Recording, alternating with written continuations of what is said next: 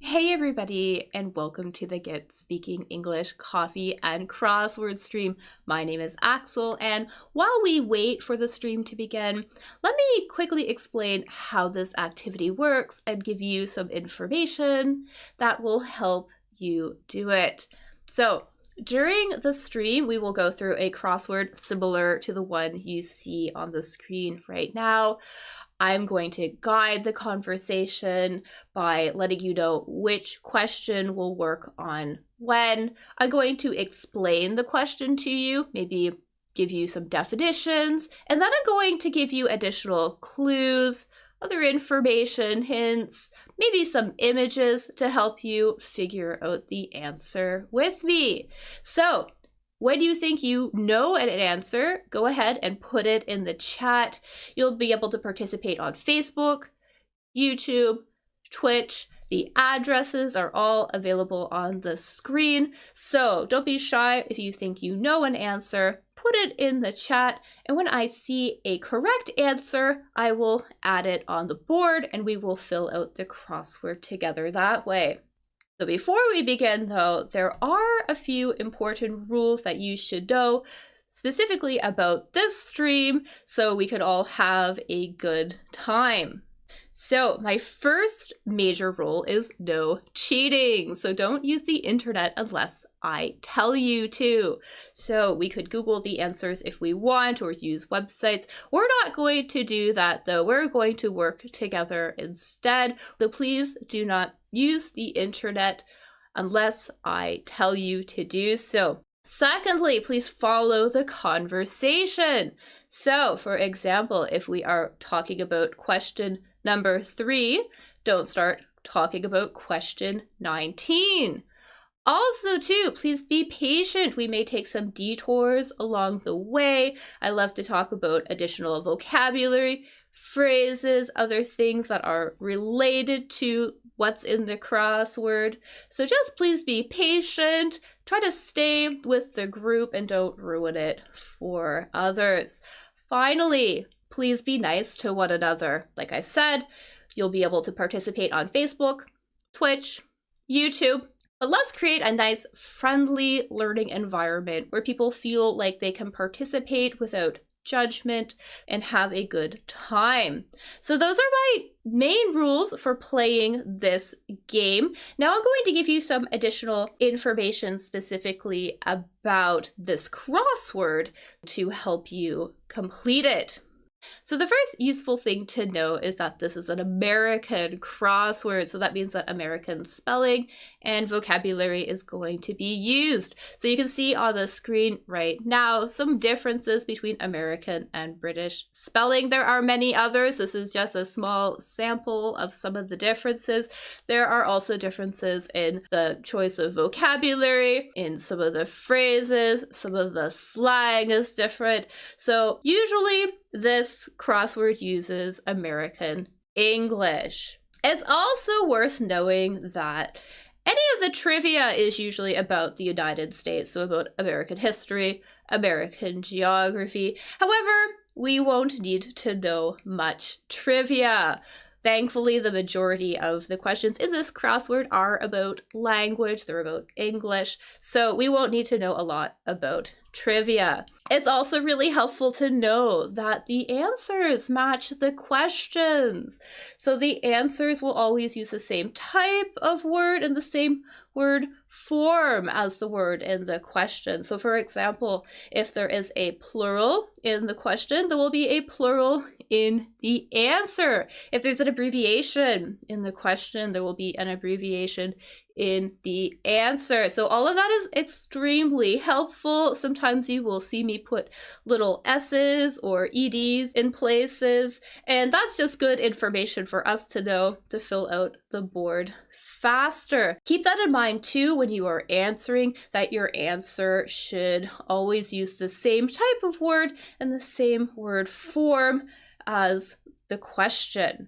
Also, multiple word answers are okay in this crossword. So sometimes the answer could be a phrasal verb, maybe part of a common phrase or an idiom, part of a sentence. Some of the longer ones are titles of books, titles of movies. This crossword does not indicate when something is a multiple word answer.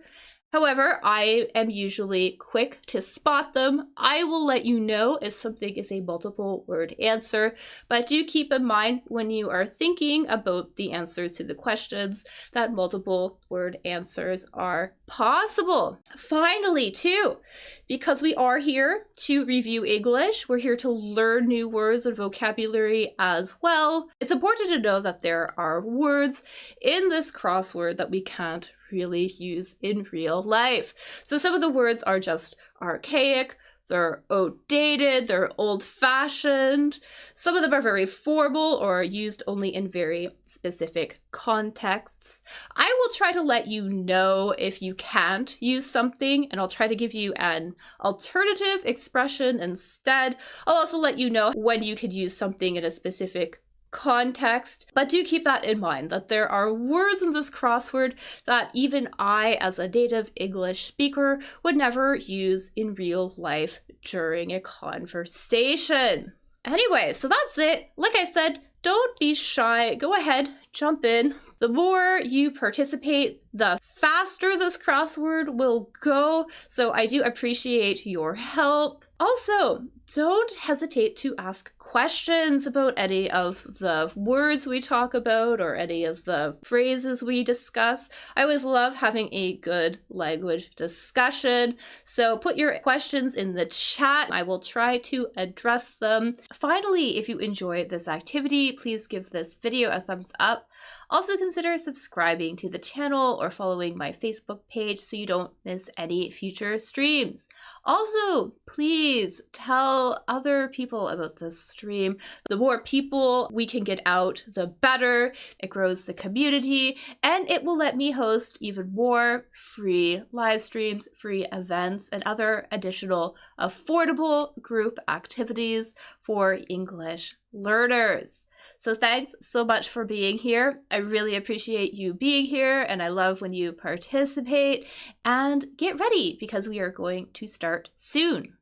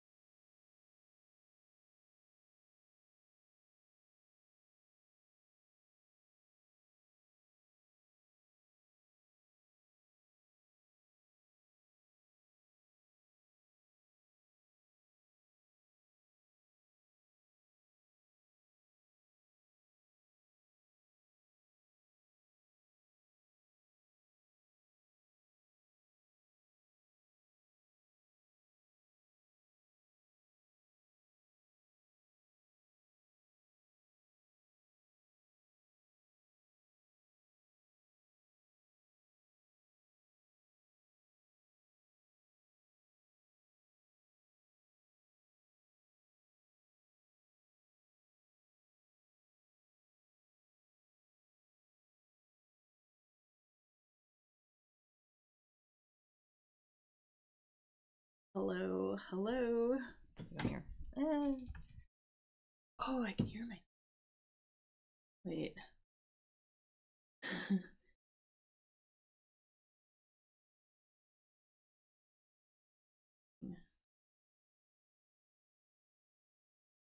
Oh. Oh, I know what it is. Wait. Jeez. I was switching my Twitch stuff around, and I like left it on in the background, so I'm hearing myself through the Twitch stream. That is why I can hear myself twice. Anyways, I have now muted myself on the Twitch stream, and I can hear myself here just fine. Everybody, welcome to the stream. My name is Axel from Get Speaking English, if you don't already know who I am. I know I vanished for a little bit, Initially I kind of got sick. I think I picked something up. I was traveling, so I think I picked something up at the airport. Or maybe it was just, you know how sometimes you come back and you are sort of in a new environment. Sometimes you get sick. When I came back from my trip, everything was suddenly in bloom and there was a lot of pollen in the air. Pollen is like kind of like the dust and stuff that comes off of trees when everything is in bloom. So I think my allergies kind of were acting up a bit, but then I lost my voice as well. Hurt my voice, and I couldn't talk for a good week. So we're back now. I'm back to talking, which is exciting, I guess. Not back 100%, but I am definitely back. So back enough to do this. Hello, Jacqueline. Yes, I have a voice again. So very exciting. A voice enough to do this thing, that is for sure. So yeah, so like the little video said, we are going to do this crossword together today. What's gonna happen is I'm going to lead the conversation. I'm gonna give you less like little hints and clues, additional information to help you figure out the answer right along with me. And then if you think you know what an answer is, put it in the chat. When I see the answer, I will put it up on the board and we will work together to finish the crossword that way. So, and just a reminder too, we are going to work on this together, so please don't jump ahead and start working on questions we haven't discussed yet. So let's try to stay together, do this as a group. And yeah, let's get right to it, I guess. Actually, how are you? Let me know how you are, cause it's been a while. How have you been? I've been sick. Life has been tricky lately. Lots of tricky things, but anyways, but I'm here. Yeah. So, yeah, let's get started. I'm not sure where to start actually, because I feel like this first one, Heavy Hammers, is gonna be one that we don't know. But also this one here too, this coffee bar order, I think is not gonna be totally obvious. Or maybe I just gotta double check what it is, because I know what the answer is. Like based off of these other ones. Yeah, there is this, so a coffee bar is a place that you would go to get coffee, right? Typically, right? But it was really trendy for a while. I guess trendy still today. To there was sort of like this drink that you can get. I believe it's a Japanese drink. It is a drink made from green tea. Oh.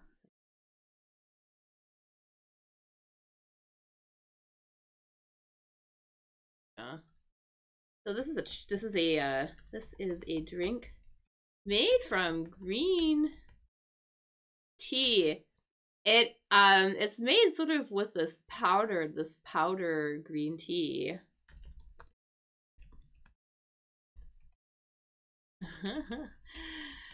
Made with a powdered form of green tea. So I don't know if you know exactly what that is called. I'm of course I'm happy to hear other types of drinks as well too. I feel like I probably would have thought that this was originally latte, but I think it's actually this stuff. Do you happen to know what this is? Put in the chat. It starts with an M. It starts with an M. Sometimes they put it into lattes and things like that. Yeah, matcha. Matcha. I think it's M-A-C-H. Is it? Yeah, M-A-C-H-E, I think. Yeah, matcha. I think that's how you pronounce it. We're gonna put that in here. Yeah. So let's put that in here. And see what else we could do here. Oh, I think this is just like a pronoun here, actually. 15 across. 15 across. That girl. Pretty easy one, I think. H something something. I think we're looking for a pronoun here. Is that right? Pronoun. For referring to someone who's a female, basically.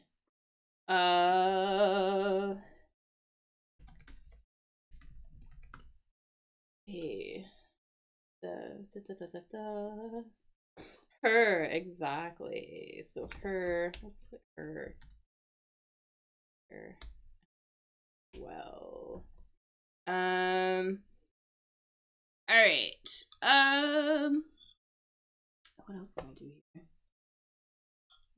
I'm not very awake yet. Feels like it's been a while since we've done we've done this. It's been like quite a while. Grill waste. So the grill is sort of this thing that you might cook on outside. Usually you would have maybe some sort of like heat source, typically like fire, like you would burn some sort of like either fuel or maybe like charcoal or something underneath it. So here we can see like the grill, right? You would have some sort of, you would burn something typically under here, some sort of a heat source, and you would be like cooking over an open flame, basically what's happening. So the grill refers to these, like specifically the little wires that you would put the food on top of, over top of the flame.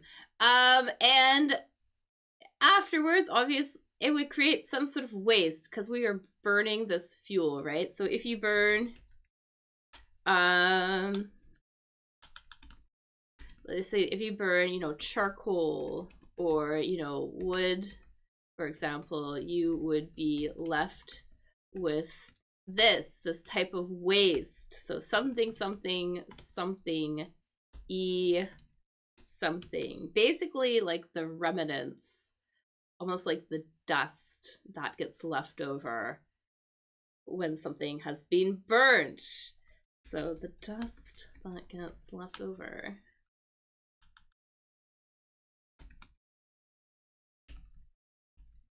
When something is burned. So if you have any idea what that is, what that sort of that dust is called, what we might call it, thank you for all the little hearts. It's funny, they like kind of float up. They're really cute. Ashes! We're gonna have ashes left over, exactly. That is gonna be our grill waste here. Welcome, Dawn. Great to have you here. Welcome. Yeah, ashes is what it's gonna be left over. And I suppose I could get a little picture of what ashes might look like, just so we are all on the same page in case somebody doesn't know.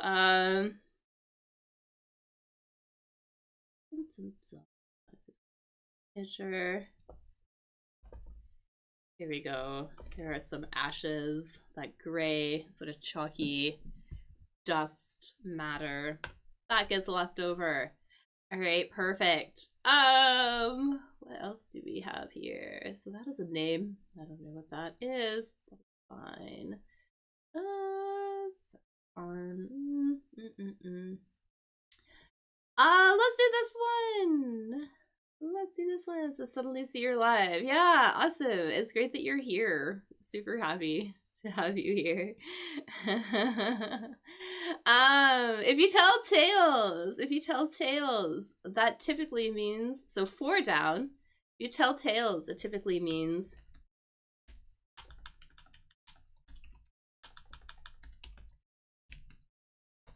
It typically means it means you are maybe saying things like you're kind of telling stories that may not be super true. So if you tell a tale, if you tell tales, it means you tell stories that are not true. So we're kind of looking we're looking for another verb here, basically, that would have the same idea if we're going to tell tales or give false information, incorrect information, intentionally incorrect information. I should add, we're going to lie, exactly. So let's pop lie in here. Yeah, okay. And I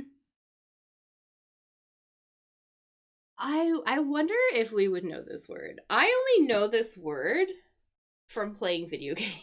I'm not even a big gamer, but I played one game.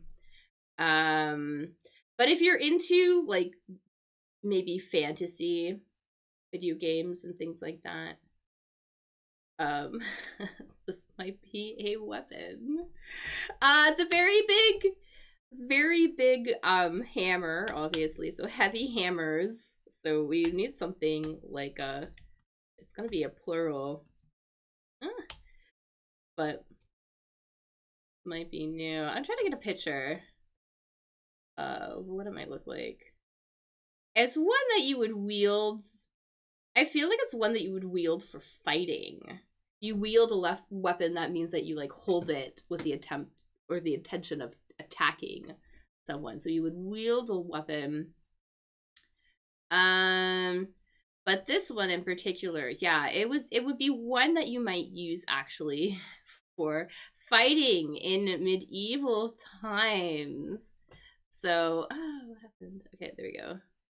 So a very large hammer, or large hammers used in, what is it, medieval times, which I can't spell, medieval times for fighting. Trying to get like a picture of one. They're all from video games and stuff. So then that might look a little bit like this. So this might be a new word for a lot of us. And again, I only know this word from playing a video game because this is not part of my vocabulary. But if you're into medieval weapons and things like that and fighting and stuff like that, you might know what this is. Obviously we need a plural here. I gotta put a plural in here. So heavy hammers. Anyways, this thing is called a maul. M-A-U-L. So mauls are really big, heavy hammers that you would use. You would wield. So to wield a weapon, to hold it with the attempt of using it to attacking somebody with it. That you would wield and I guess beat things up with. Anyways. That gives us a little bit more information though for this one here. This 3 down. Manual readers. 3 down, manual readers. People who are going to read the manual. What is the manual? The manual is basically a really big book that gives you information, often about how to. Yeah, that's a crazy new word, right? It gives you information about how to maybe do something, or maybe operate some equipment or a device, for example. So, and users, exactly. The users typically are going to be the people that are going to need the manual. They are using the devices, using the equipment. So they would be the one reading it. Okay. Moving right along.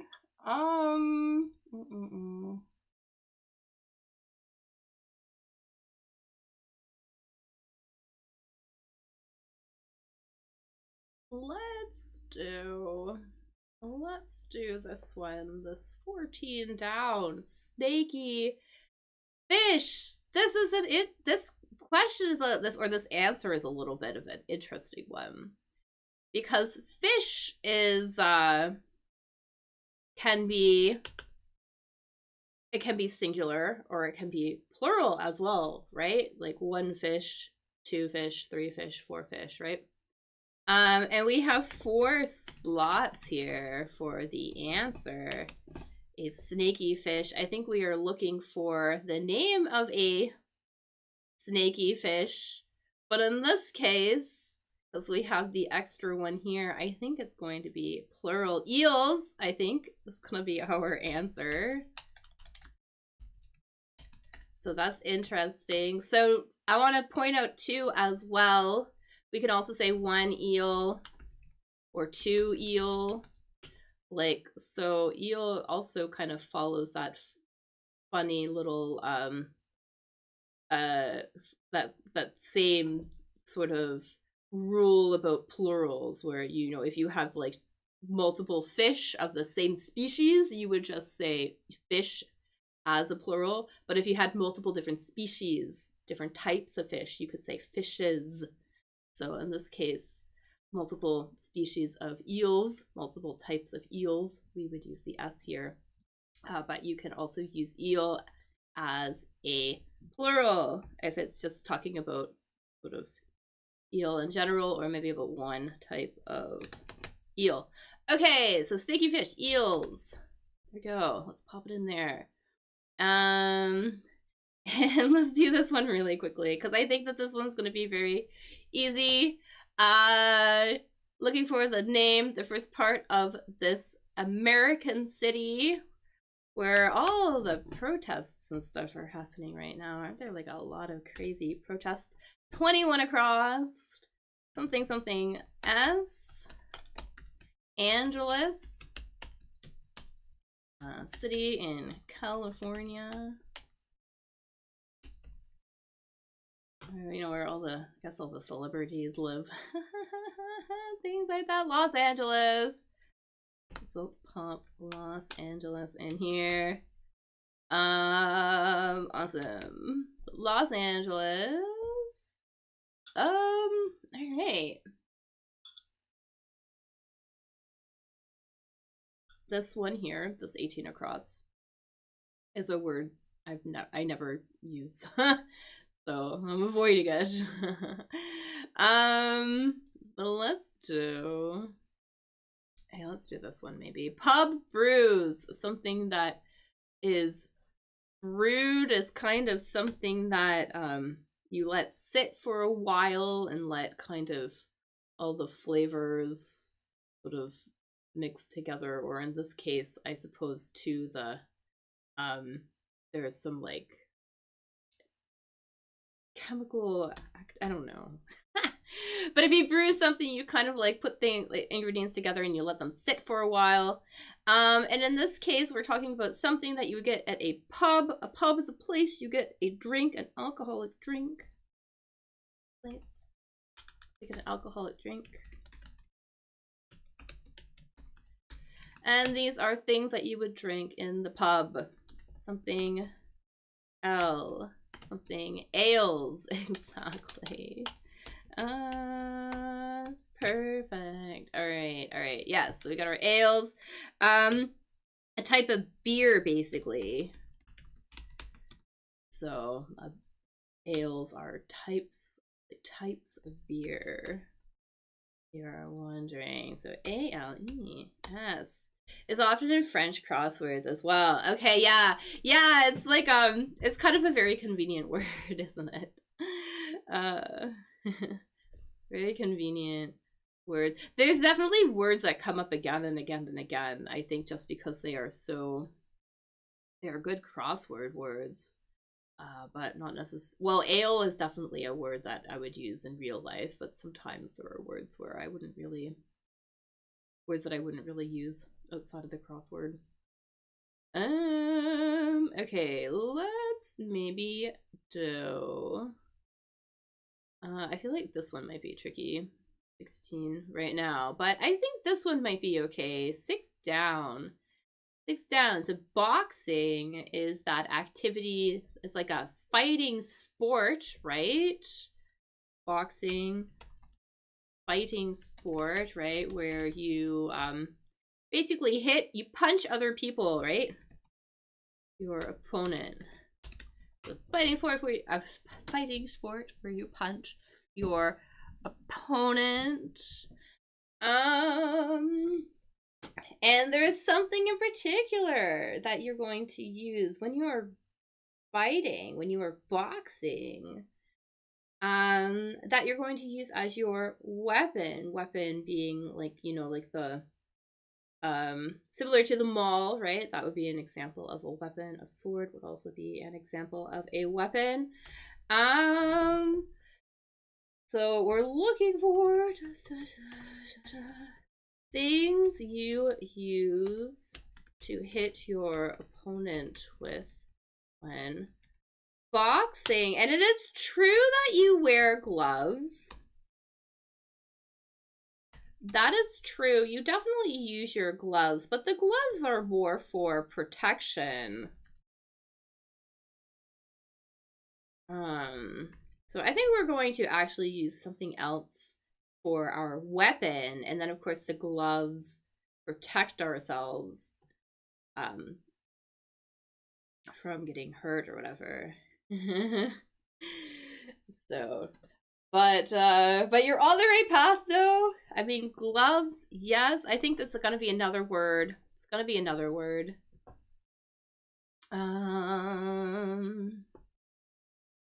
Yeah, it's gonna be another word because I think, yes. Something else that we're going to use as our weapon. Our main weapon. There is an S in here. I'll put an S. Let's put that here because it is a plural.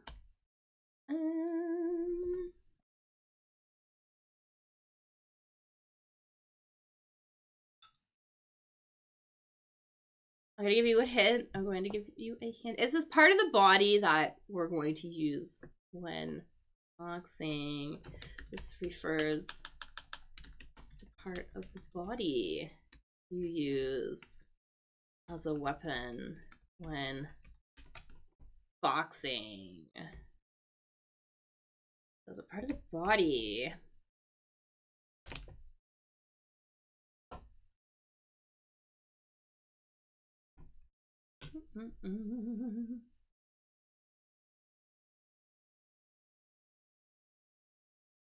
And where you kind of like, you kind of take your hand, your fingers, and you kind of like put them all together. I think that is what we're going to use for our weapon. So hands, yes, but we have a specific word for when we're gonna put our fingers together, make a tight little ball, and then we can like punch people with it. Yeah, fists. There you go. Exactly. Fists. We're going to use our fists to box with. Those are going to be our weapons. Great job. Awesome job. You got it.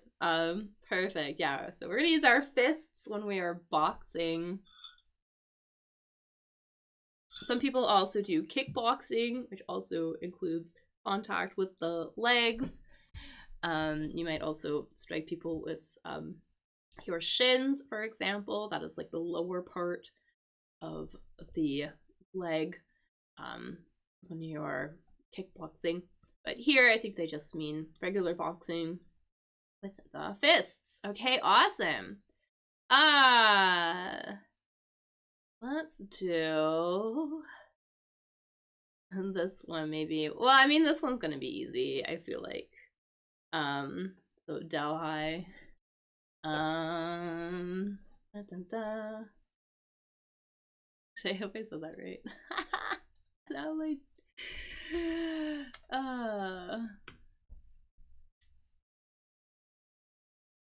probably didn't say it right. Anyway, the country. The worst. 12 across. 12 across. We're looking for the country. Where Delhi is located. India. Exactly. Okay, there we go.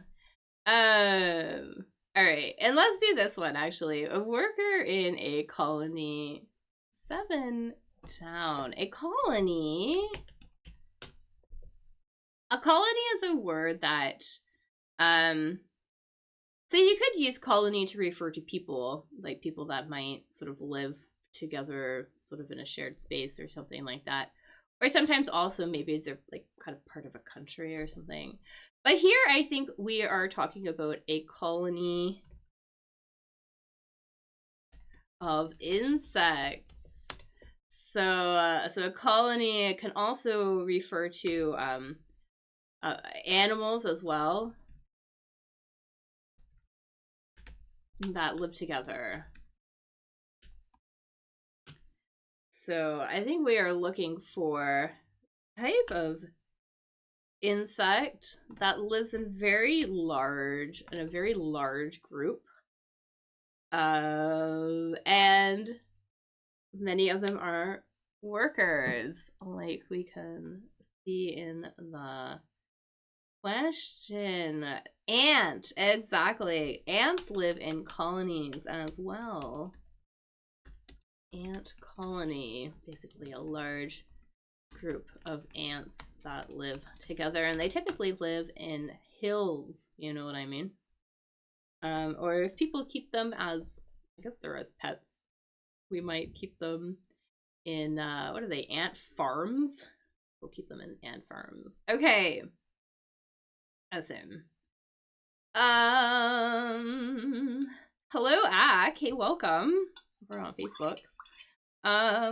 Welcome. How are you doing? It's good to see you.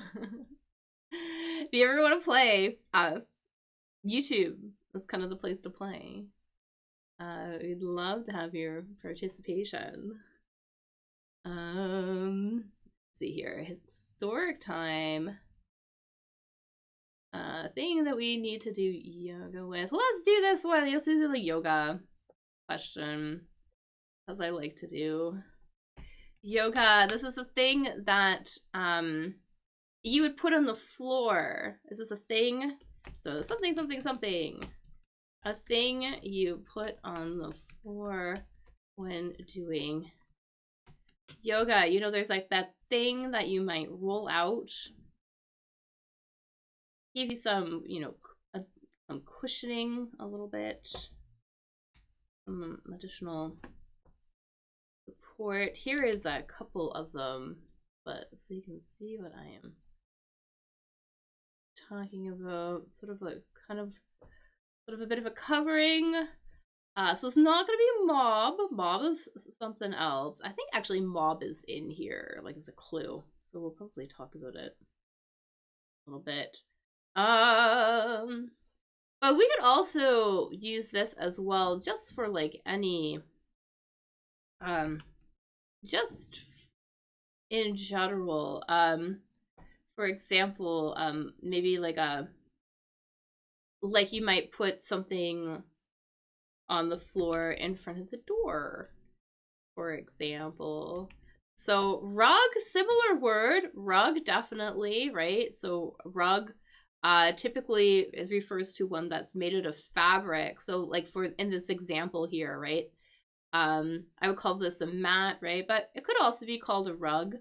And then we have one, but there's one word though that we might use if it's,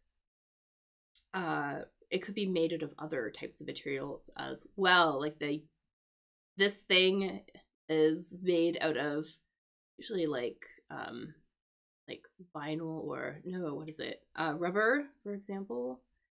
You might also have these in your car as well. too, to collect, dirt and stuff like that on the floor of your car. Those are also made out of, rubber as well. Something like that. So it starts with an M. I'm going to put an M here. Let's start with an M.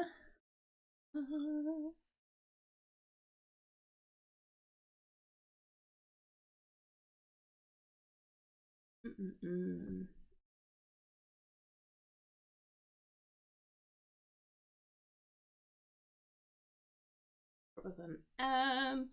And I think this is going to be mat. It is going to be a yoga mat. That's what we call them. So you typically would use a mat if you do exercise, like an exercise mat. Whereas a rug, say a rug is usually more made out of fabric as well. So, but that's a good word though. A rug, usually made out of fabric. So I know there's like kind of some overlap, but rug usually made out of fabric, or it's like woven, something like that. Whereas a mat is often more rubber or some sort of plasticky sort of material. All right, I put mat in here. What else we got here? So we have a historic time. Right, uncommon. 22 crossed. Something that is quite uncommon. I think we are looking for an adjective here. An adjective is something is, like they say, uncommon, as in it's hard to find, not a lot of them available. Is uncommon or hard to find. There's not a lot of them available. So basically the opposite of something being extremely popular, right? Or other word. But rare is our answer. Rare is gonna be our answer. Let's pop that in here. R-A-R-E. Perfect. All right. Awesome. I wonder what this is. This brainstorming tool.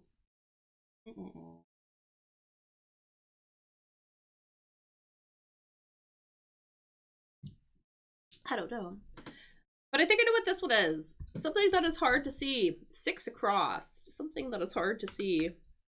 This is kind of a great word. I think we'll be able to get this one.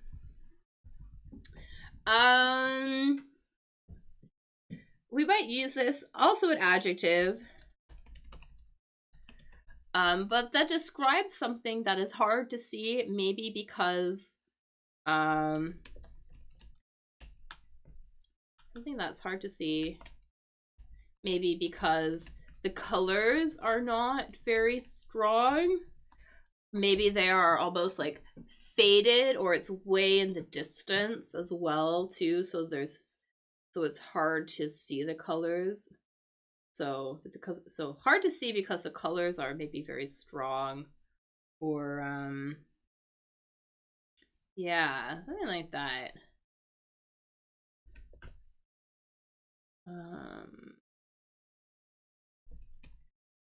Try to like get example. So faded is a good, that is a good yeah, that fits. That definitely also describes this, right? The colors are not very strong, right? But we're looking for another word though. We're looking for another word. But that's a good one though. Typically if the colors are faded, they're they're pale because they've been maybe left in the sun for too long or something like that.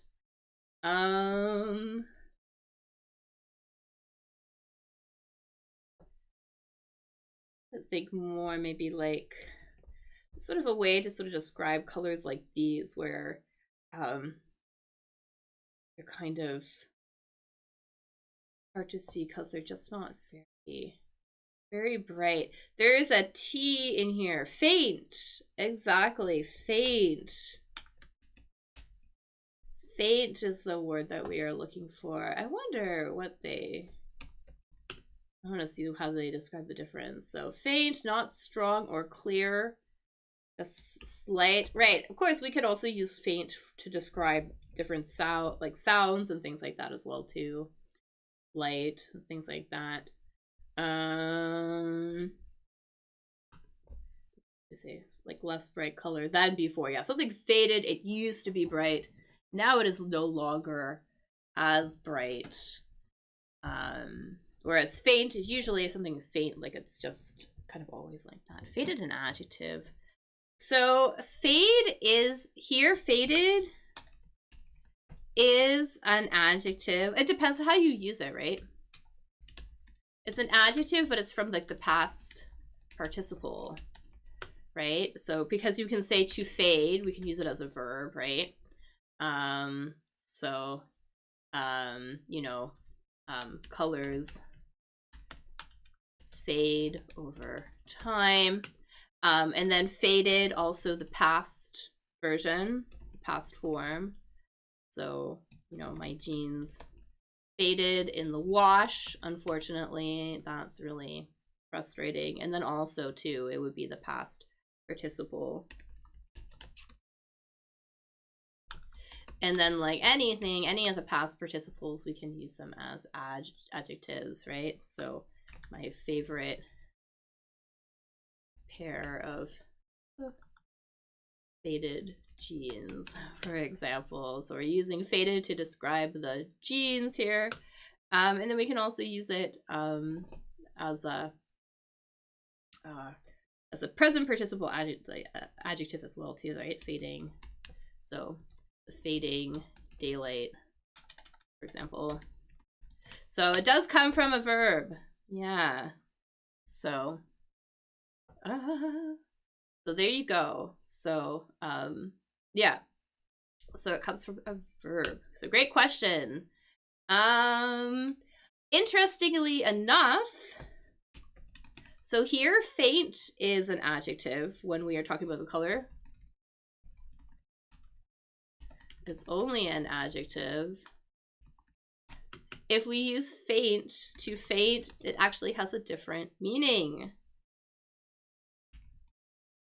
It means to pass out, you know, where maybe you like suddenly, you lose consciousness. And that's what it means to faint. So completely different meaning. So that's kind of interesting.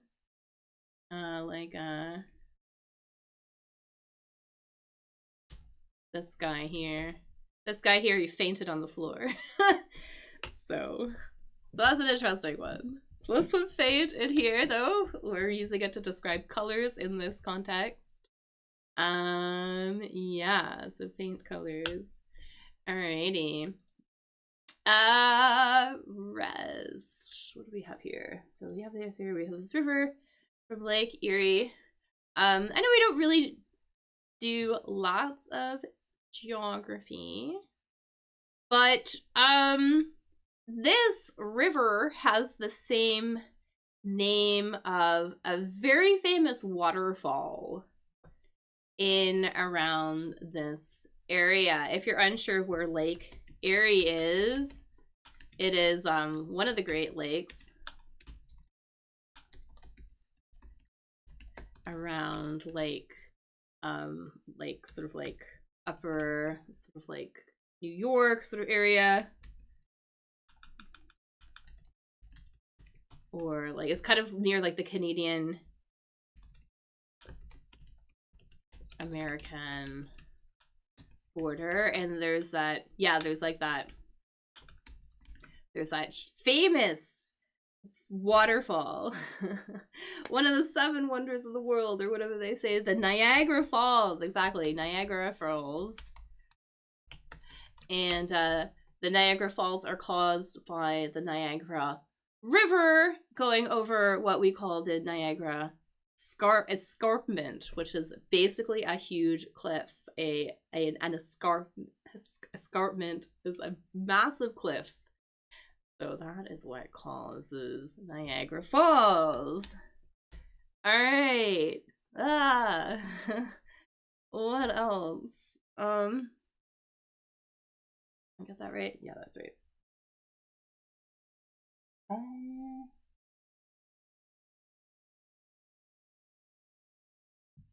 So North America, lakes, rivers, often in French crosswords. Yeah. Yeah, that's neat. Yeah. Let's see here.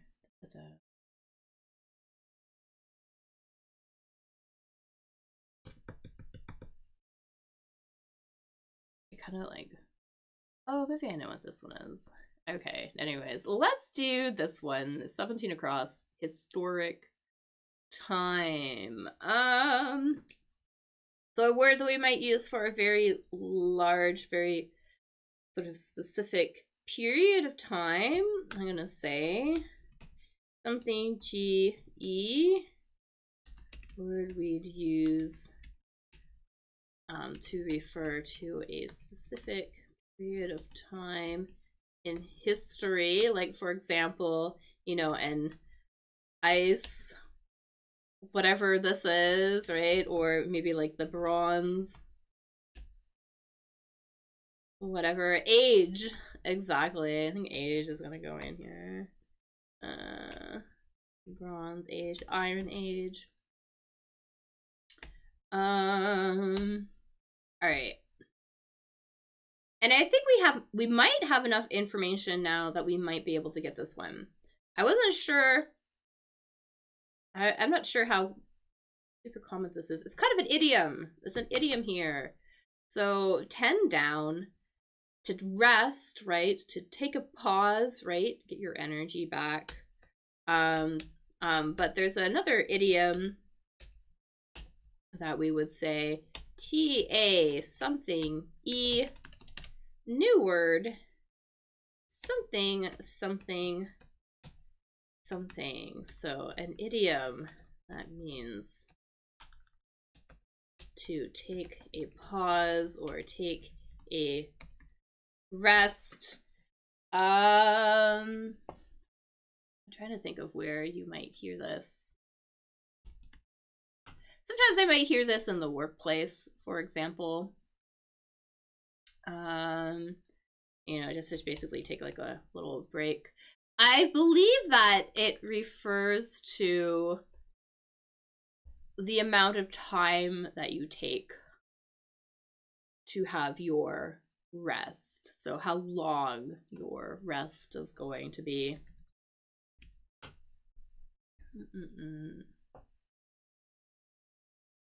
Because it's often to take a break from work, for example.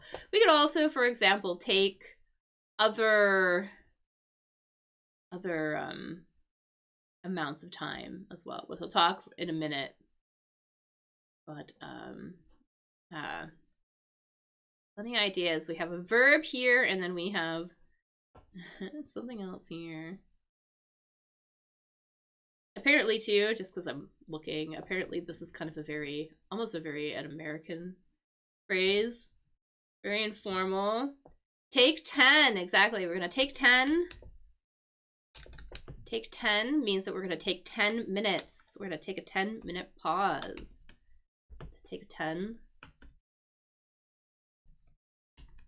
Take a 10-minute pause. Also notice here too, when I said that, when I wrote it, I said a 10-minute pause and not a 10 minutes pause, as I hear that error a lot, right? I pause of 10 minutes because when we make those compound adjectives, we get rid of the plural. So to take a 10-minute pause, also to take 5 is another one that we might say, to take a 5-minute pause.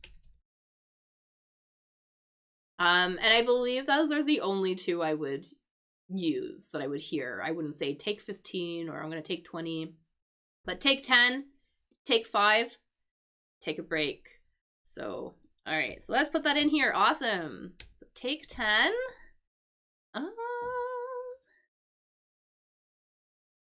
I wonder if I'll know. I don't know if I'm gonna know what this is. This is a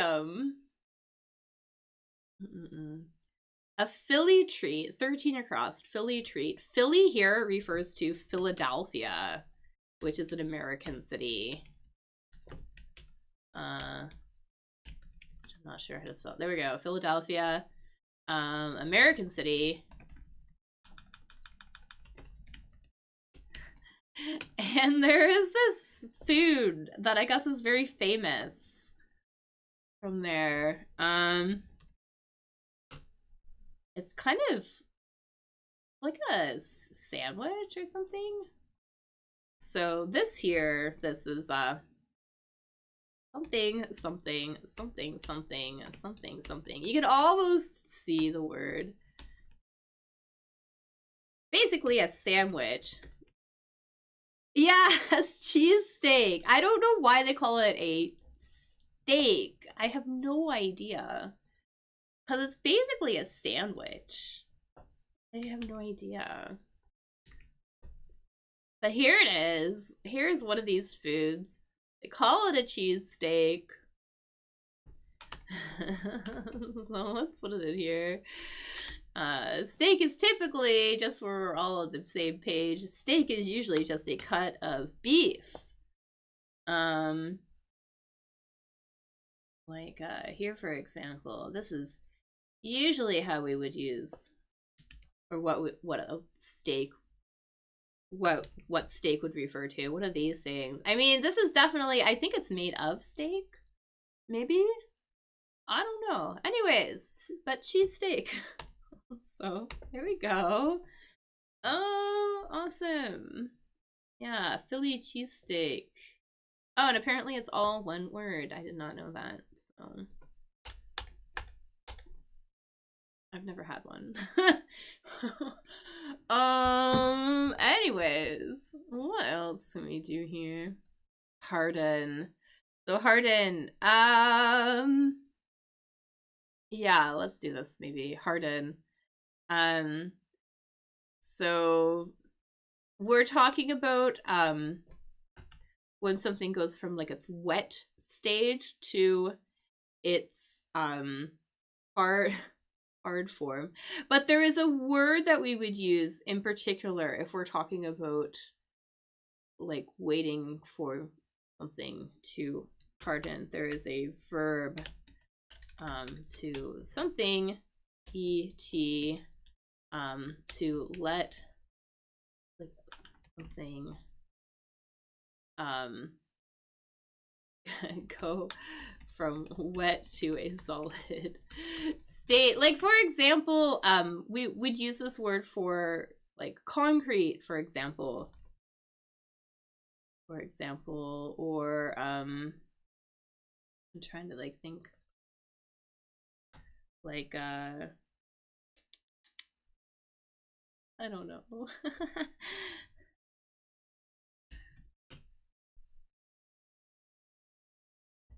Or gel. You may wait for gel to whatever this is. Like if you're getting maybe your nails done, for example, or kind of almost waiting for the paint to dry. But you know how they make gel, like they make the gel nails, right?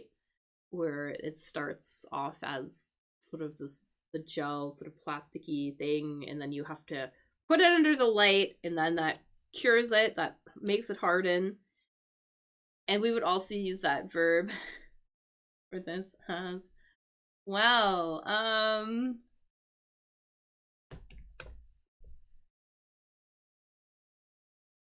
of like see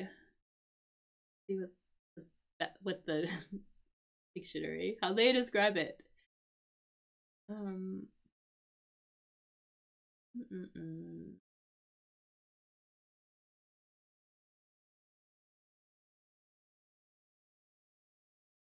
Not helping me.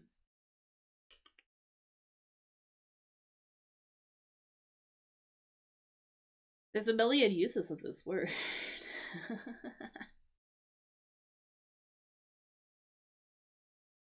But we're just basically waiting for it to sort of get into its final form. Gosh. Anyways. Yeah, we're all like, I'm not doing a very good job of, like, explaining this either. And the dictionary isn't helping me with, like... Okay, if a liquid or soft material...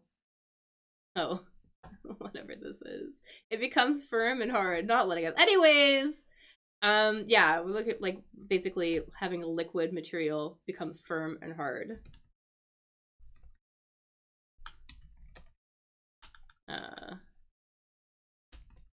Anyway, this is a good one to know, though. This is a good one to know, probably.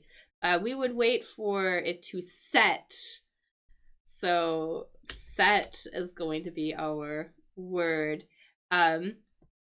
Here, for example, let's put this in a example sentence. So, don't walk on the concrete until it has set. So, until it has become firm, for example.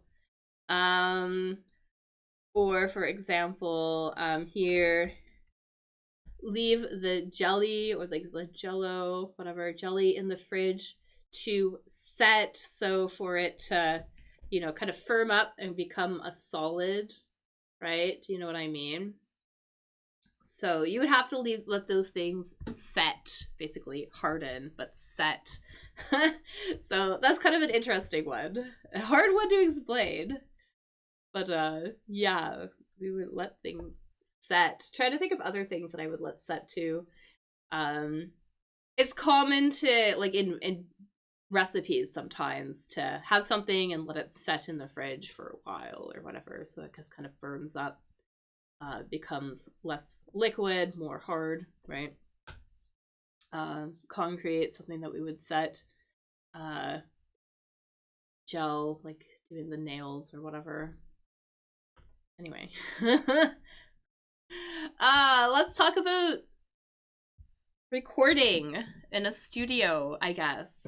Because our studio is a place that you would go, where a musician would go to make a recording, right?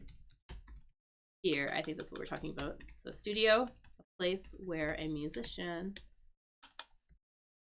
would go to do a recording.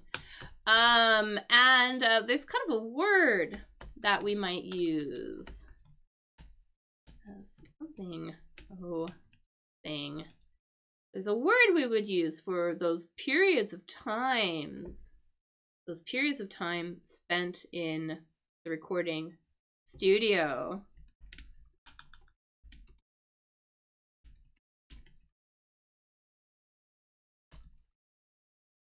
So a session, exactly. We would do a recording session, basically.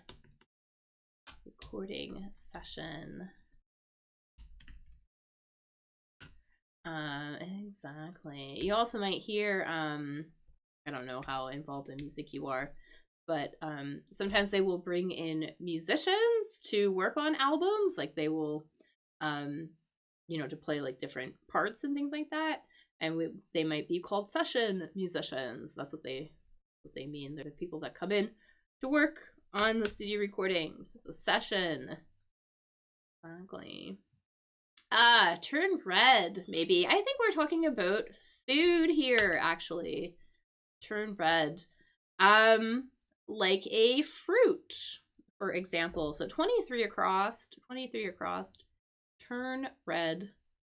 Maybe, I think we're talking about a verb we would use. We'd use to talk about a fruit turning red, or maybe some any other color as well. Basically just maturing, right?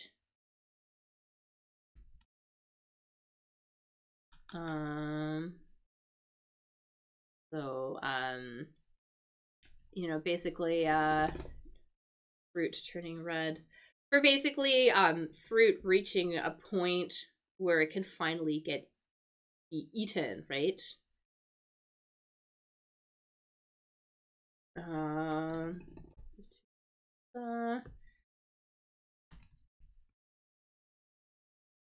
So because the fruit is reaching a point where it can be eaten. For example, you might leave bananas, you might leave green bananas.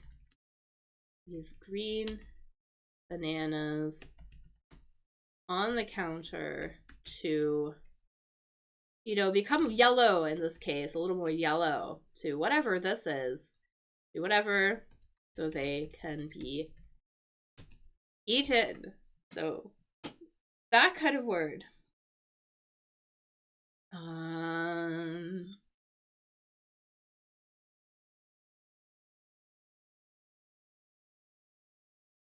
trying to think of some. I mean, strawberries would turn red over time, right? So, you know, you need to let the strawberries, whatever, and turn red before you can eat them. Something like that. I will give you a hint, I guess. There is an R in this word. There is an R in this word.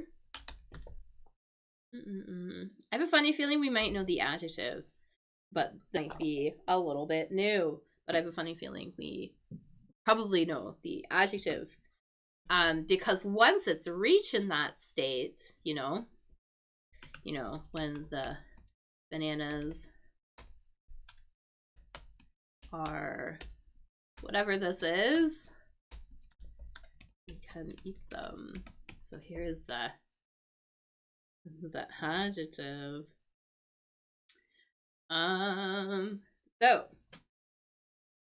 So they have very similar, they share a root there. It's just that one is what is an adjective here? And the other one is the verb form. Got like a couple more seconds.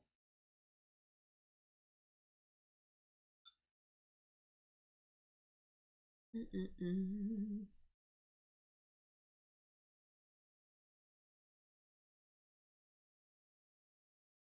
bananas are ripe, so ripe. So yeah, so that is, so we definitely know the adjective.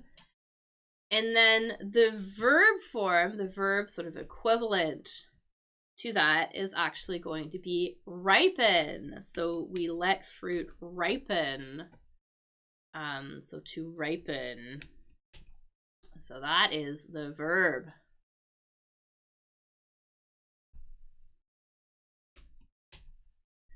So to ripen. There we go. So we know the adjective. That's really great. So new word here, ripen is what the verb is going to be. So that's great though. Oddly enough too, the past form, ripened, as well, and the past participle would be ripened as well. So we can also use ripened as a participle adjective as well, but usually we just say ripe, the verb that we would use. Not verb, sorry, the adjective that we would use. Awesome. So yeah, so ripen, not ripen, but ripen. That's great though. Super close. So close. Alright. What else can we do here?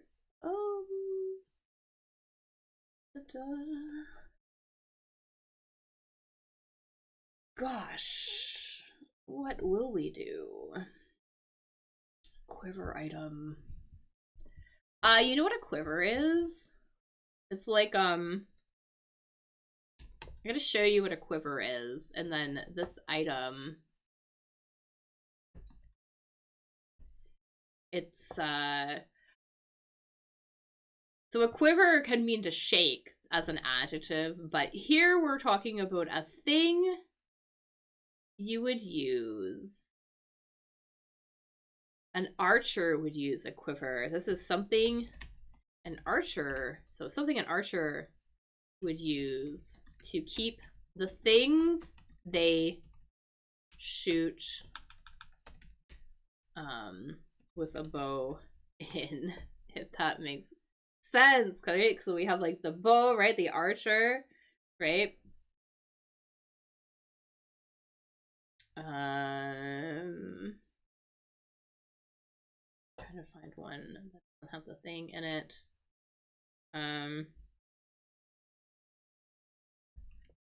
Here it is. This is the quiver. An empty quiver. And so they would keep a very specific thing in here. Very specific type of item. An arrow, exactly. So here's a guy with his quiver full of arrows. Quiver full of arrows.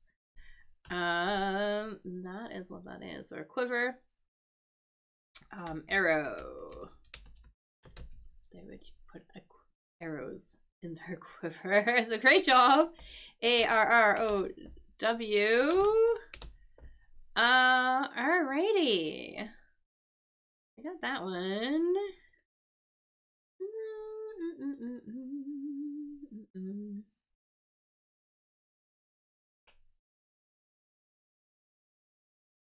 Is the voice not synchronized? Oh, am I out of sync? Maybe. Wonder.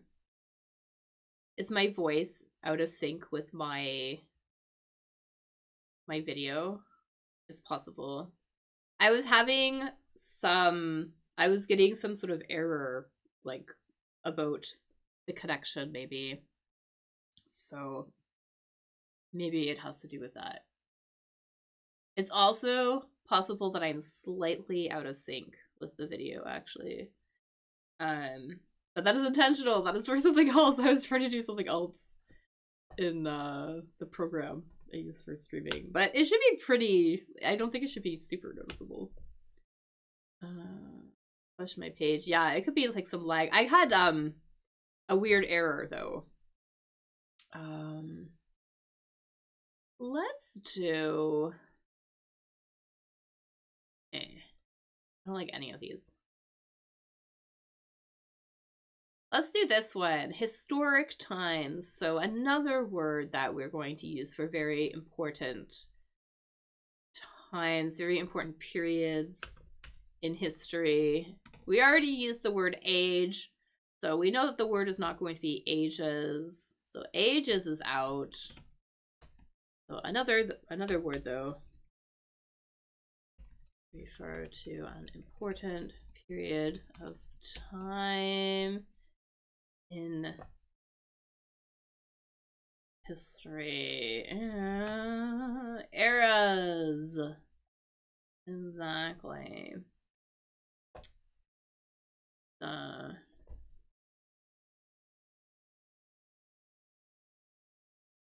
Yeah, basically where maybe particular events or particular stages of something happened. Eras. There you go. E-R-A-S.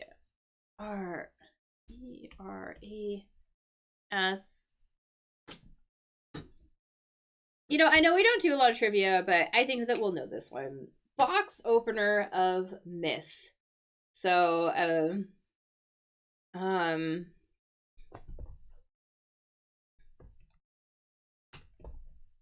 don't know enough about this. Kind of like, I'm just like trying to see. Let's see here. I'm glad you got it. Okay, Greek mythology. Pandora, yeah, exactly, is the first woman created by the gods. Okay. She was given a jar that is referred to as Pandora's box. That's what we call Pandora's box, containing all the evils of the world. which she accidentally released. So that's interesting. Sometimes we might talk about a Pandora's box. We might use that in English as well too, just to refer to something that creates a lot of new problems that maybe you didn't expect. We'd be like, oh, it's like opening a Pandora's box, you know? Oh, yeah, something that unintentionally creates a lot of new problems. So here, for example, sadly, his reforms opened up a Pandora's box of domestic problems. We say open a Pandora's box, but yeah, Pandora is the box opener that opened all the evils in the world. So, all right. Awesome. Oh, so, yeah, okay, 34 crossed. The last part of something, I guess maybe the last stage of something. 34, something D. So refers to the last part, the final stage of something, maybe like a process or an event or something that is happening. The end. Exactly. The last part of something. Let's pop that in here. E-N-D. Right. Not sure what that is.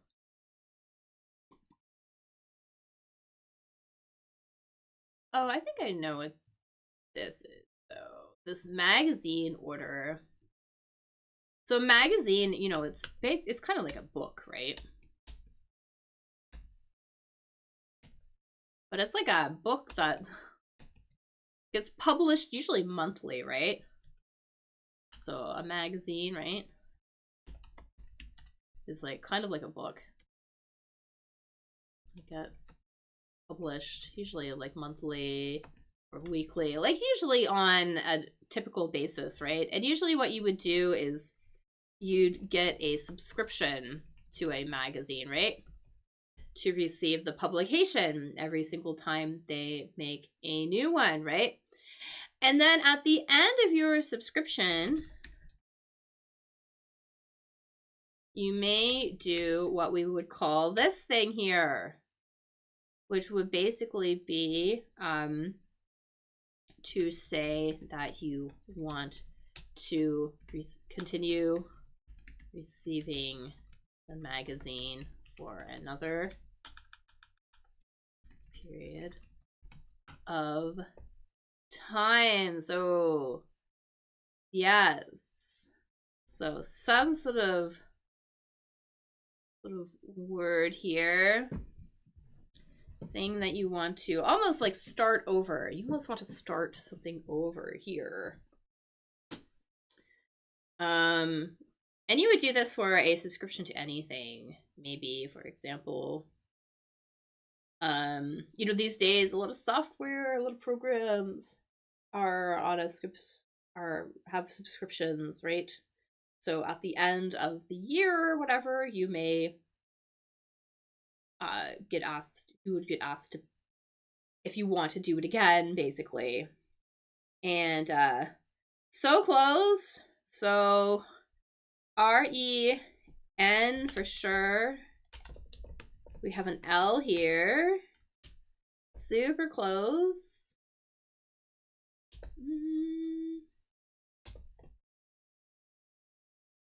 Super close. Almost. The verb would be like the base verb would just be like to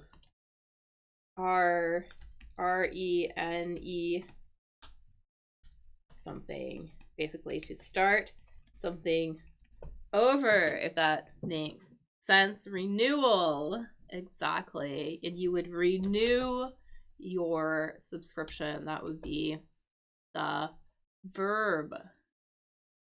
Cool. Awesome. All right. Yes. So So we'll redo something, we'll get a renewal. Redo it again. Okay, awesome. I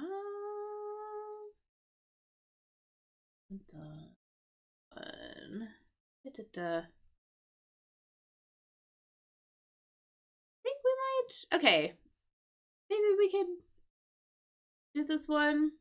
Inclines. An incline kind of is kind of another word for a hill, kind of.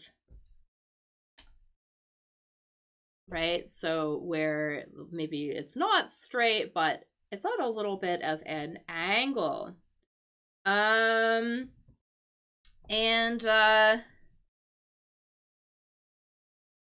here we can also use that though as a verb as well. So what's happening here is this is actually a verb. So if something inclines, it kind of goes on a bit of a slant. So if something inclines, it goes on a slant.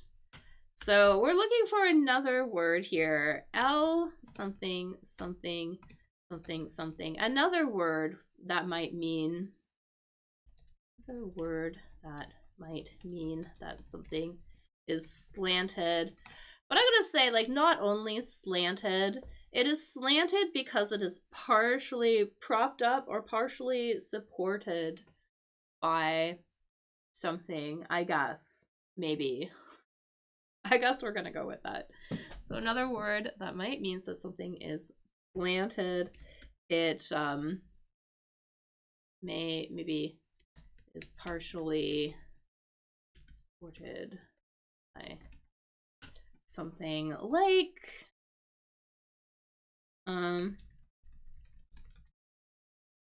maybe I'm just getting a picture.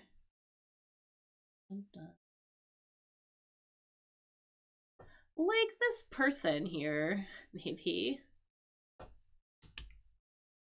This person is not standing completely up and down. They are kind of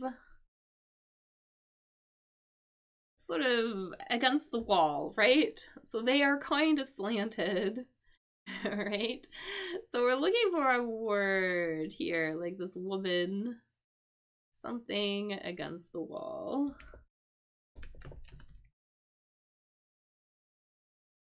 Of course, usually we would use an ing verb, but here I'm just using present simple because the answer here is present simple. But yeah, looking for a word that we're kind of like on a slant like that. Leans. Leans is the word here. So that's kind of a funny one. A little bit tricky, but we got it. Leans. So this woman leans, or better, she's leaning against the wall. Yeah. Oh, leans. Awesome, awesome, awesome. There we go. Great job. I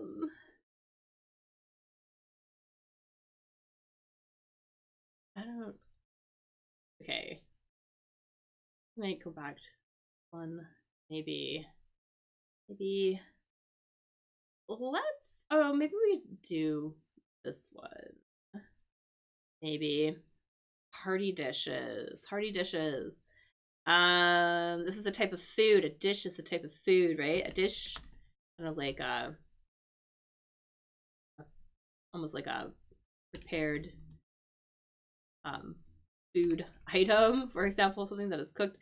But we are looking here, this word here, 30 down, something that is hearty, maybe is very filling because it has a lot of maybe like meat and vegetables. And this answer here, these are specific type of dishes. They are kind of like soups, but they're like hearty soups.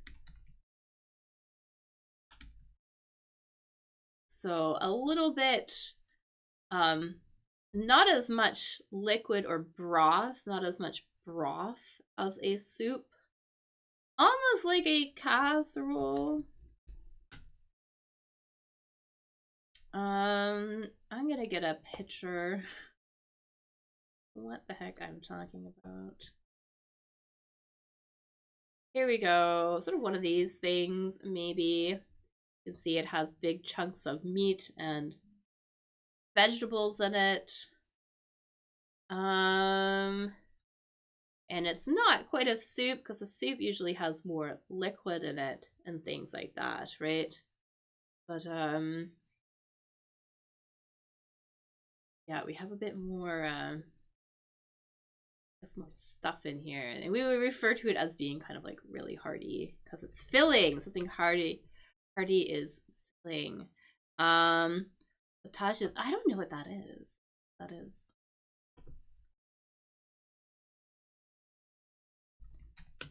So not sure.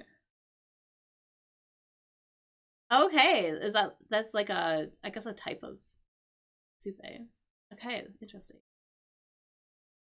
So that is not, that's not an, I don't think that's a word that we really use in English. But I can see from Googling though, you are thinking about the right, sort of on the right kind of idea. No, maybe not actually, because I would describe this as something else.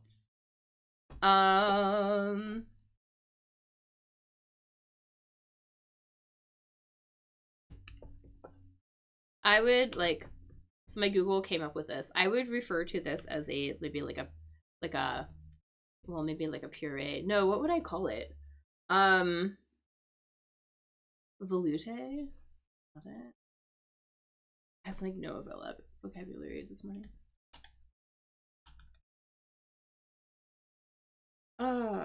It'll come to me later.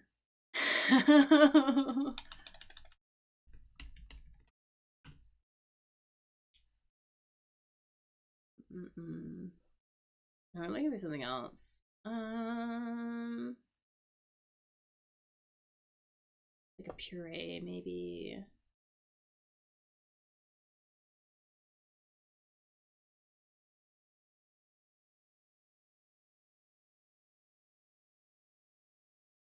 Anyway.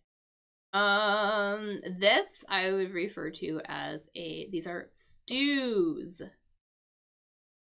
Oh, did I put like the frig? I put the wrong word here. Okay, so maybe that wasn't obvious because I messed up, but this is a stew. So sorry about that if I made that really confusing. That's the second year. Types of blended soup. There's a word I'm looking for that is not coming into my head. A puree, maybe. Let's say like a veloute, but I don't know how to spell that though.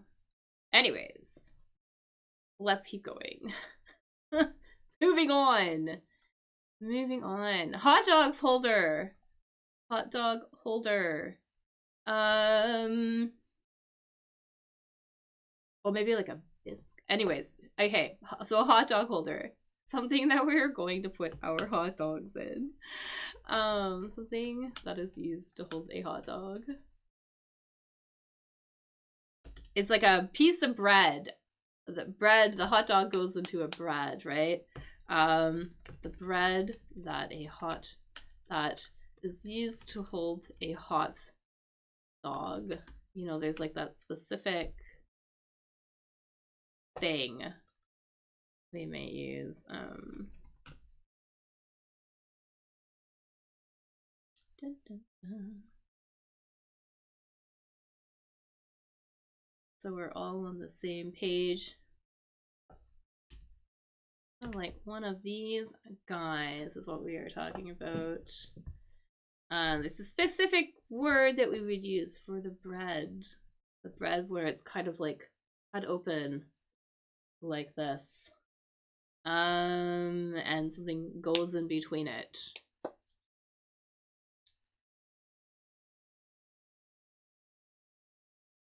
So it starts with a B. I'm gonna put a B here. Starts with a B. Whatever we might call those little things of bread. We would use the same word for the bread that holds a hamburger as well, even though I know that the hamburger thing has a different shape. But it's the same word, if that helps. Same word.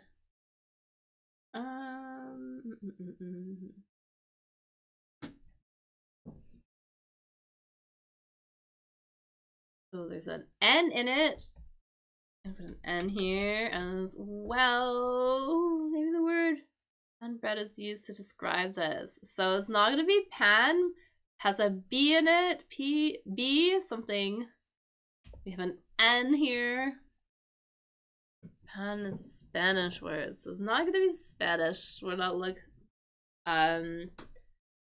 yeah, not in this case here. We're looking for a little bit, something a little bit different. Not a big hot dog eater. But we would use the same word to refer to the hot dog, or so the hamburger thing as well. A bun, exactly. So we're gonna put a bun there. B-U-N. Awesome. All right. So we're getting close, super close.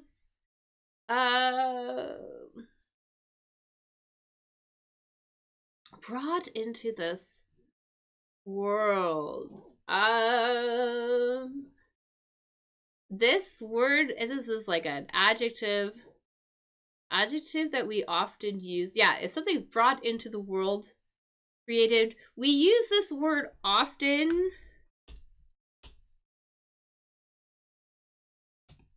So an adjective. Adjective, that means we often use this word to talk about when like a baby was brought into this world, like a person was brought into this world. So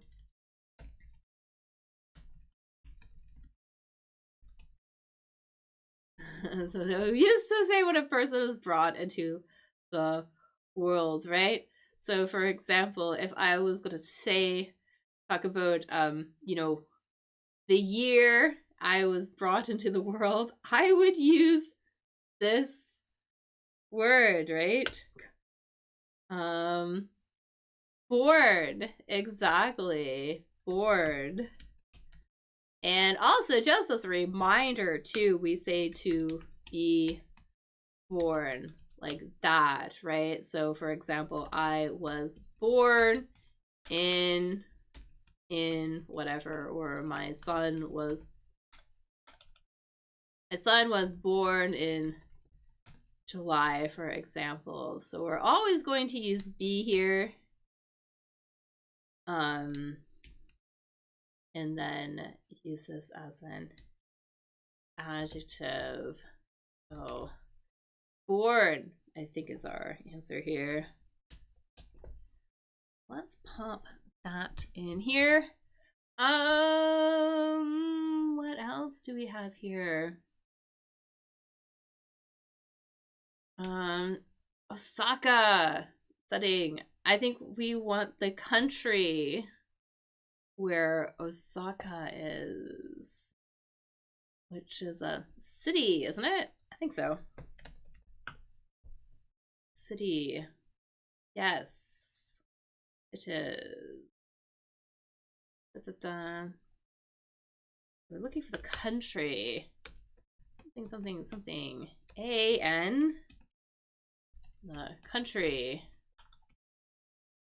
where Osaka is. We usually refer to the setting as where something is located, right? Where something is located or where something happens. Japan. Exactly. So let's pop that in here. All right. That in here. And then, oh yeah.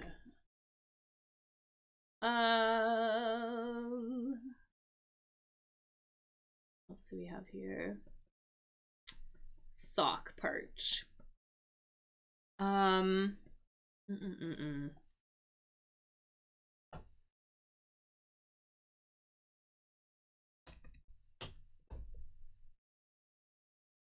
I think this answer, like this one.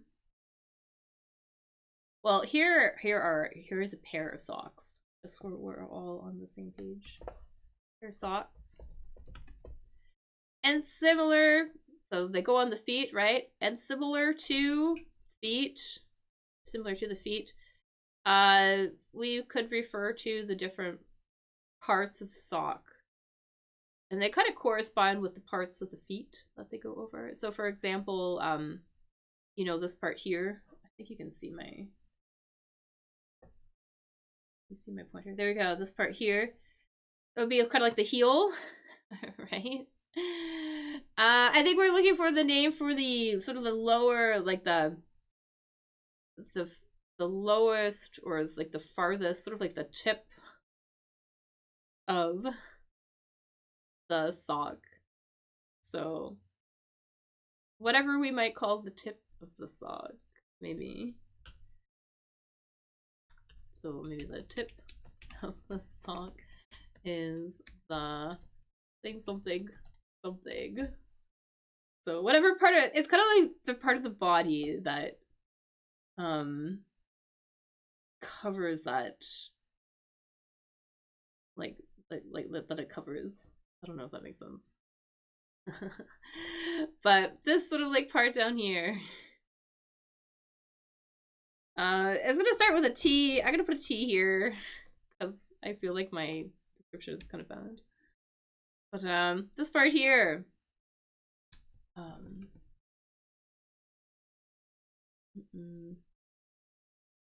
sort of like this N here, and it kind of refers to the name of the parts of the feet that are down here. So kind of like how our hands have fingers, so that makes sense. And the feet have toes, and this is the toe of the sock. Exactly. So we have the toe of the sock. Toe of the sock. Yes. Let's put toe here. I think toe is the answer. Oh, we're so close. Let's see here. Canary Chow 43. Canary Chow 43 crossed. Chow is an informal way to refer to food. So, you know, here's some chow. So we're talking about type of food. This is food. Is food.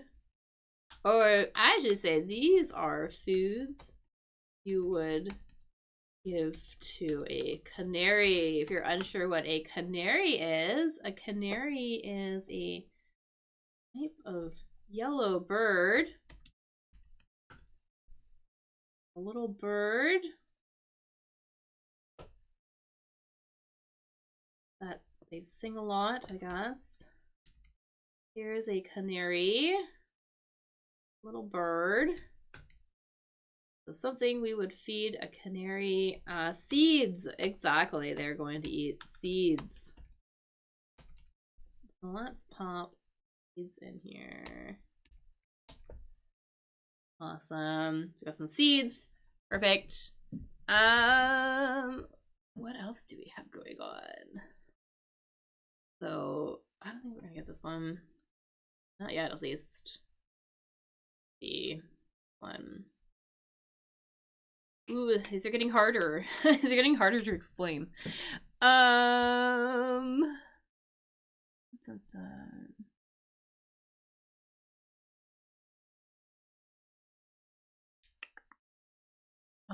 think so. A goblet, so 33 down. A goblet is a type of a cup that you drink out of. So a goblet is a type of a cup that you drink out of, especially in maybe medieval times or something like that. You would drink out of goblets. I'm gonna get a picture of a goblet though, just so we'll know. Actually, here we go. Here's a good one. They would be made usually out of metal or something like that. So here we go. Here is a goblet that you drink out of. And we're looking for the name of part of this cup. And it kind of has a similar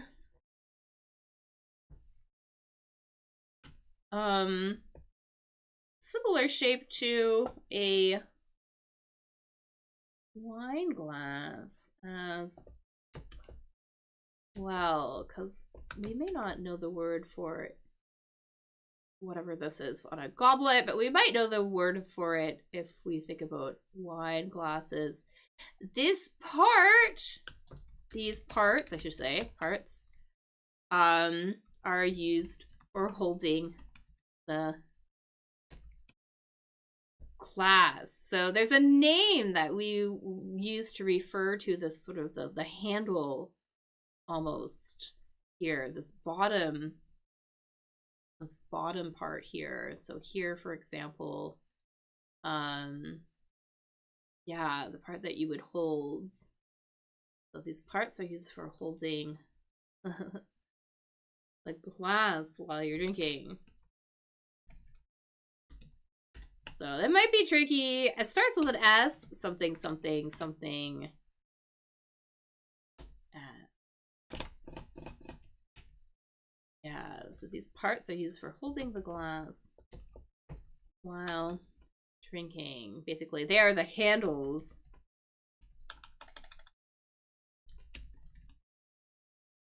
Starts with an S.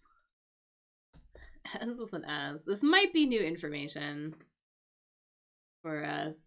But anything that has like any cup that has this sort of like the long base, the long handle almost. Also like a champagne flute. That would be the official word for the glass that you drink champagne out of. Also has one of these. Tricky word. Maybe. I have a funny feeling. But this part here is called the stem. The stem of the wine glass. S-T-E. So stems, those are used both in wine glasses, both in goblets that you would hold on to. I think that makes sense. Yes. All right. I don't know what it is called. Yeah, tricky, right? Yeah, not super. I feel like a lot of people wouldn't know what these are, what that would be called in English as well either. But here we are. That's what it is. All right. So moving right along, did some yard work. Okay. So a yard, just so we're all on the same page, the yard is a grassy area outside of a house in, you know, America, for example. You know, they have like that backyard, maybe the front flower. Yeah, there's also the stem of the flower. Yeah, maybe I should have talked about the stem of the flower as well too, like the green part, right? That goes under the actual flower. Yeah, so that is also a stem. Exactly. Yeah. So I feel like that's way more common, right? Yeah, so the yard, the grassy area outside of the house in America. So just so we're all on the same page. I mean, this house is really huge. This house is really huge, but we can see here that they have a front lawn as well here. Sorry, a yard. They have a front yard as well. Anyways, so they would definitely potentially mow. Definitely. Mow is something. We would have to mow the lawn, definitely. Mowed. I think though, This word, though, is more for cleaning up leaves. So cleaned up leaves on the yard. I think so. Or sorry, cleaned up leaves in the yard. Like, especially in the fall, right? Maybe like when, you know, the leaves, after the leaves have fallen off the tree, maybe.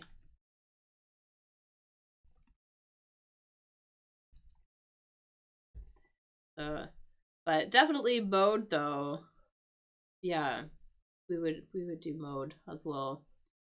We'd need mowing over the summer. But there's that, you know, that tool that you use to collect the leaves together, right?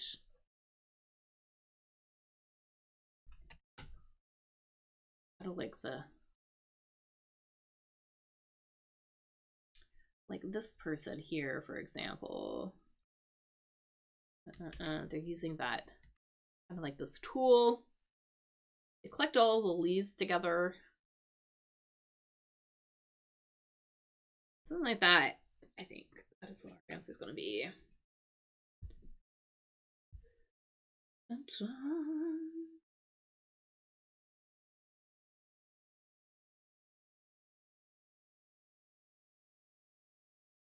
So stars with an R. Start with an R. Start with an R. And the verb kind of comes from this tool, if it makes sense. So the verb and the tool basically share the same word, if that helps.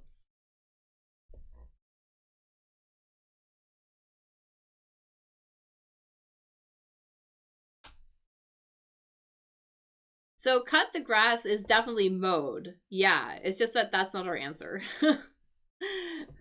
So yeah, to mow means to cut the grass.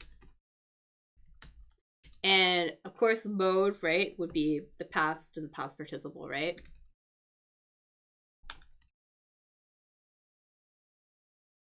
So that's definitely, and that's definitely an example of a type of yard work we would do. But I think we are looking for the answer is actually going to be a different type of lawn, of yard activity, when we're going to collect all of the leaves and clean up the yard that way. So there is a K in this word. Here we go. There's a K.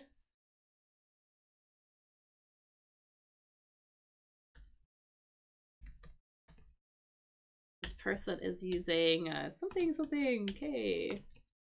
Something. Kind of the same word.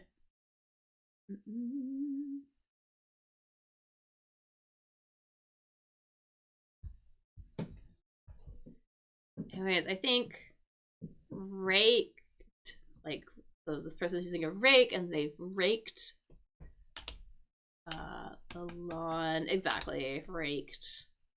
Yeah. Okay. R-A. K. E. Here we go. So this person is using a rake as well. But mowed was a good one though. Definitely lawns, yards require a lot of mowing.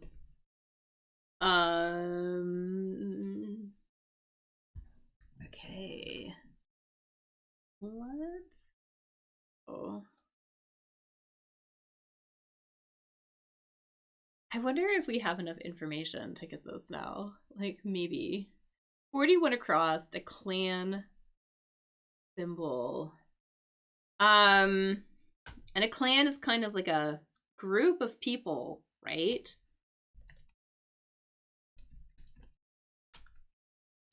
And this is something that a group of people might use kind of to they kind of use to maybe represent themselves.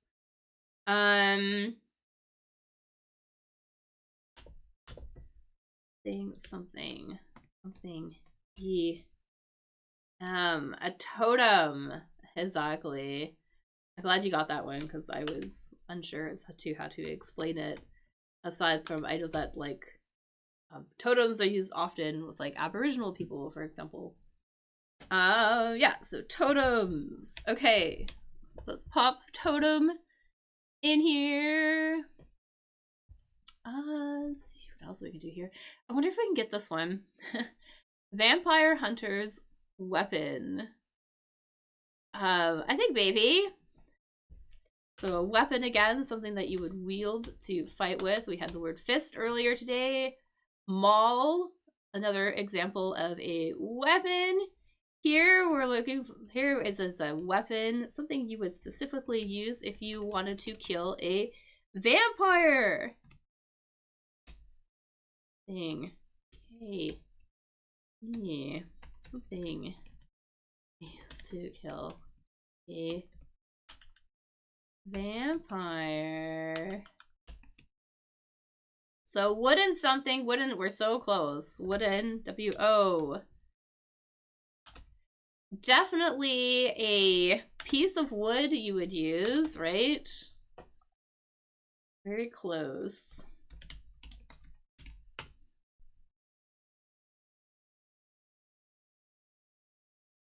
W-D S something.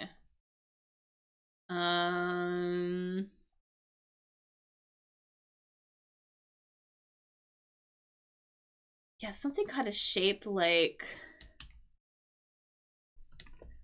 this, right? Where you have these sort of these almost like poles and they are sharpened at one end.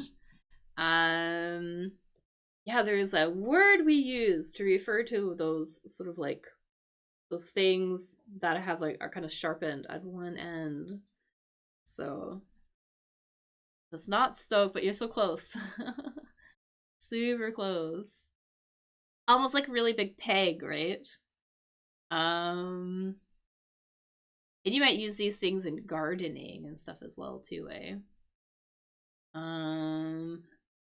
But those things, those kind of those pegs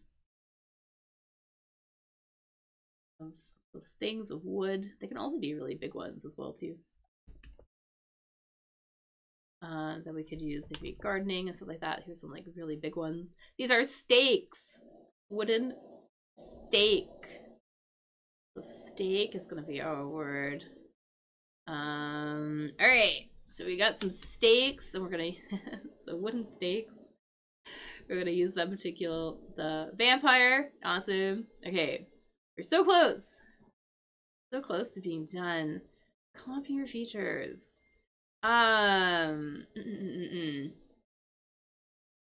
So copiers, those are sort of like those things that you would use in the office, right? Obviously to make multiple copies of a document, right? So used in offices to make multiple copies of documents, for example. But then there is something that they do. There is a feature that many copiers do to basically organize the pages into they separate the pages basically, right? So there's a feature that many copiers do that separate the pages into, you know, different piles, if that makes sense. So we're looking for basically something ERS things used to separate pages into different piles. So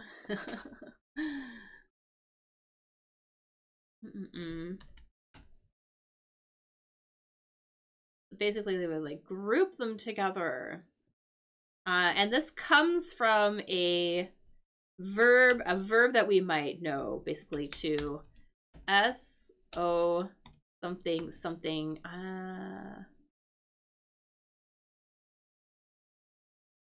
Oh, did I mess up? Okay.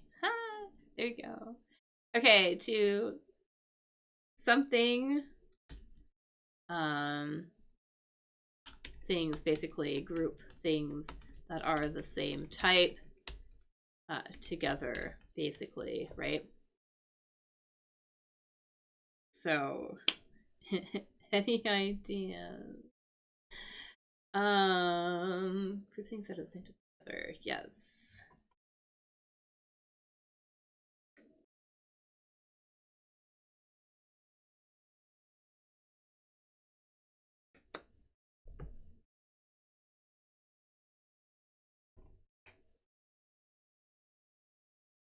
So there is an E in here, though. I know that I kind of like messed up. All right, so I'm gonna put the E in here since I did write it.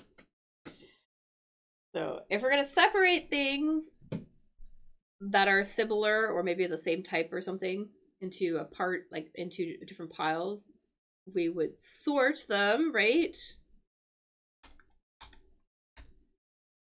So you would sort things, and copiers would have maybe sorters to separate the piles, separate the put all the pages together, or you know. Anyways, that's the answer. Or that's the answer. Numerical prefix. A prefix, a word, basically like a little bit of word that comes at the beginning of a word, right?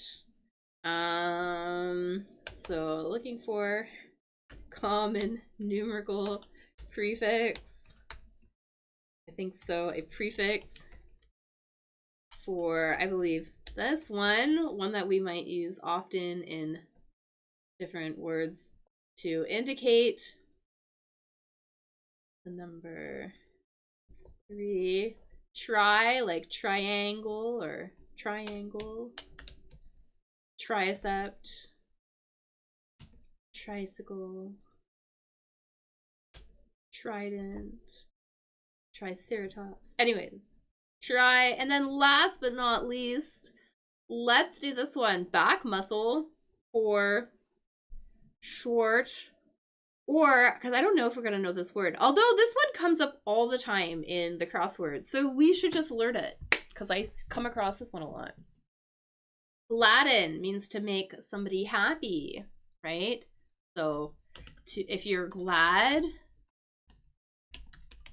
you are happy, right? So in here we have it as a verb, to gladden, to become happy, basically, you know.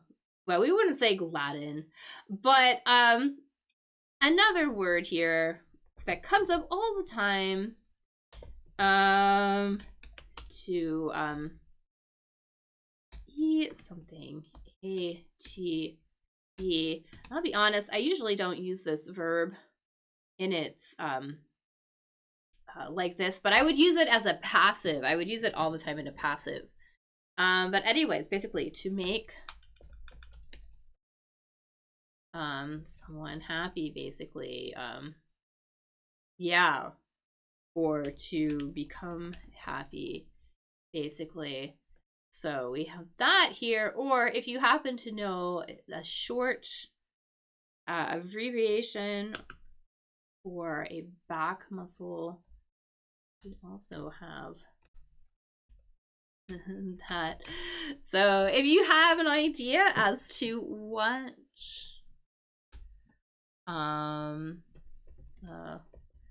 usually see these as like a plural, refer to muscles in the back. So you have an idea as to like what this letter might be. I'll pop it in here.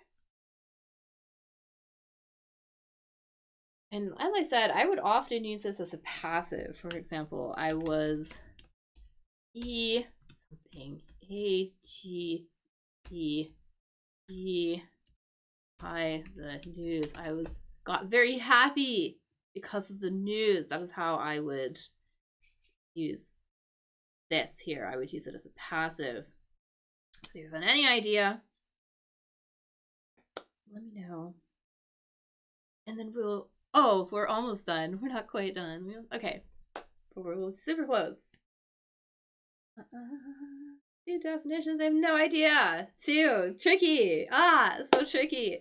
So, to elate. But this is a good one, though. This is a good crossword one because it comes up all the time in the crossword. So elate means to be make happy, but we usually wouldn't use it this way, but we would definitely use it as a passive. So I was elated by the news, or it was yeah, you know, I was elated to see him. For example, I was very happy to see him. And then also the lats. I don't know what lats stands for, but the lats are sort of back muscles. So let's put that in here. And then we just have this one again. Soon cause something. Or here, magnetite, which is a type of metal, which is IR something, and it is a type of. An ore is a type of metal. It's a type of this metal. I think we're looking for the 24 down.